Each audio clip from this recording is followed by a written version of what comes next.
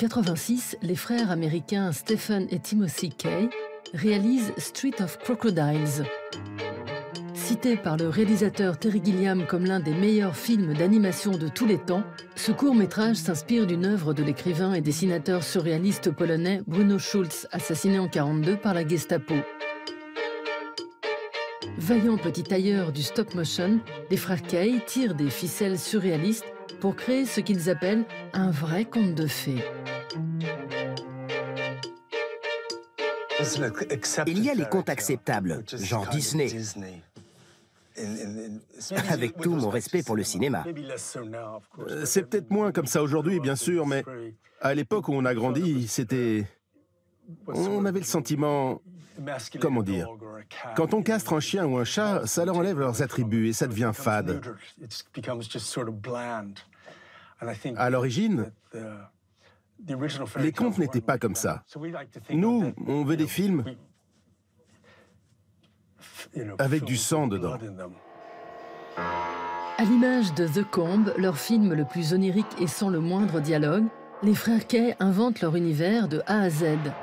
Seuls maîtres à bord, sur la table de leur petit atelier londonien, ils bousculent les codes à 4 mains.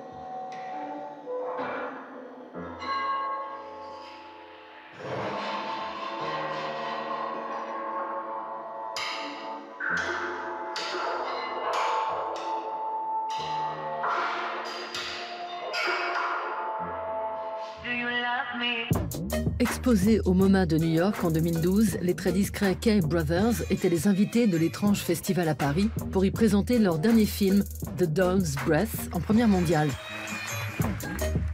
Fan de longue date, c'est le réalisateur de Batman, Christopher Nolan lui-même, qui a produit ce souffle de la poupée, l'histoire d'un gentil psychotique qui tombe amoureux d'une poupée à l'effigie de sa femme.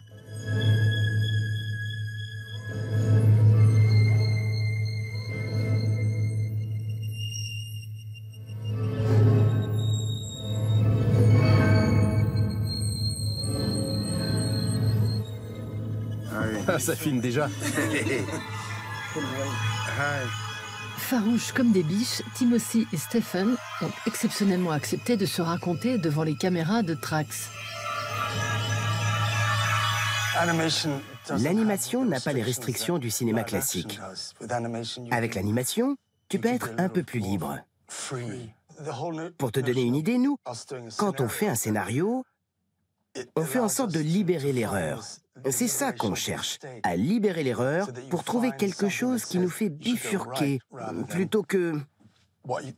Quand le script, le scénario dit d'aller tout droit, nous on va toujours à droite et à gauche. Parce que là, ça offre et ça propose des choses beaucoup plus larges. À la fin des années 90, les réalisateurs chercheurs d'erreurs découvrent lors d'une exposition à Londres une lettre griffonnée par Emma Hawke, pensionnaire d'un hôpital psychiatrique, morte en 1928. Fascinés par la beauté graphique de l'objet et bouleversés par son histoire, les frères Kay lui dédient In Absentia, film dont Karl-Heinz Stockhausen signe la bande-son.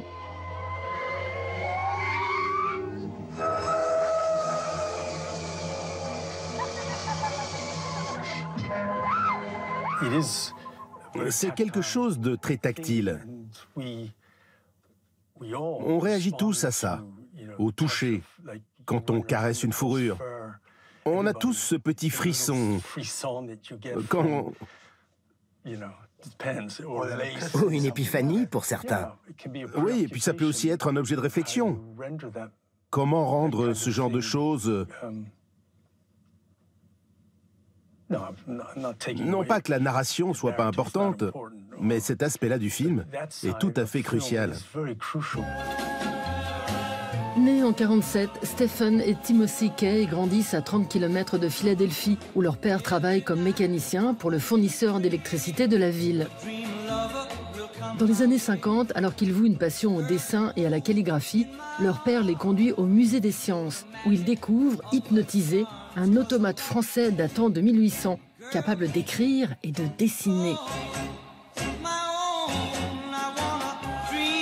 À 22 ans, ils embarquent sur un bateau de marchandises de l'armée américaine, direction l'Europe et le Royal College of Art de Londres. Intégrés en section dessin, Ils lorgnent du côté du cinéma et se font rapidement prêter une caméra 16 mm.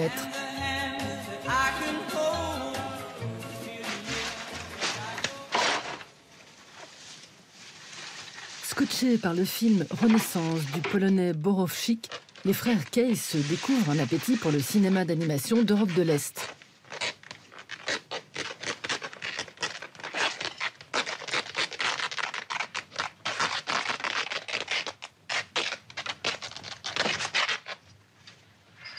En 1984, ils rendent hommage à l'un des grands maîtres tchèques du genre avec leur 7e court-métrage, Le cabinet de Jan Schwankmajer, véritable leçon de stop motion.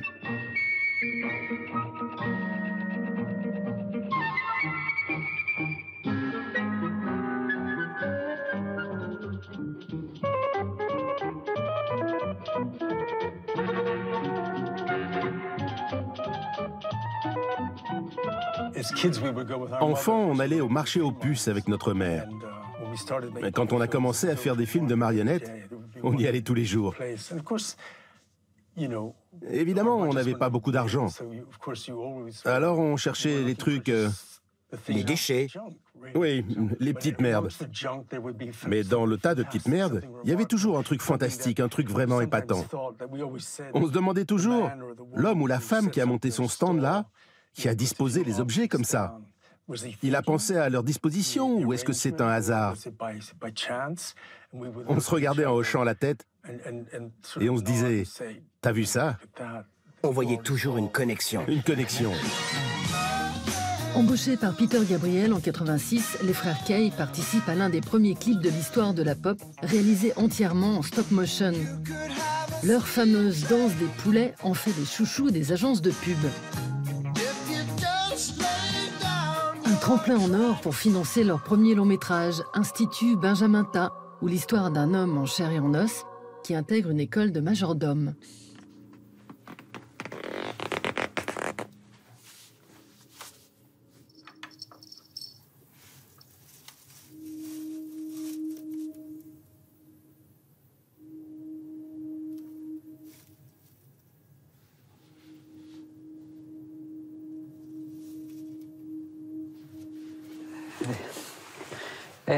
I wish to enroll. To enroll? Certainly.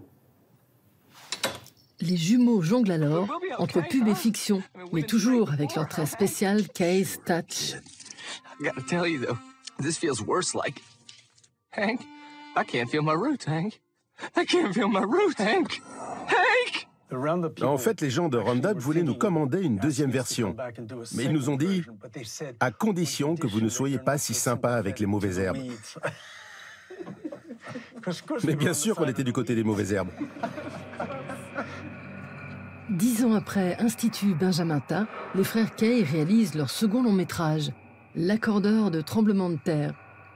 En 40 ans de carrière, outre ces 2 films, le duo de Geppetto aura réalisé une trentaine de courts-métrages, participé à la mise en scène et au décor de 25 pièces et opéras, et signé des dizaines de clips et de pubs mémorables. Pas fatigués des images, les jumeaux? Nos personnages souffrent de voyeurisme. Leur rétine est constamment sollicitée. Ils sont aux aguets, comme des chasseurs qui traqueraient une épiphanie, une révélation ou quelque chose de merveilleux. Mais ils sont à la recherche de ça.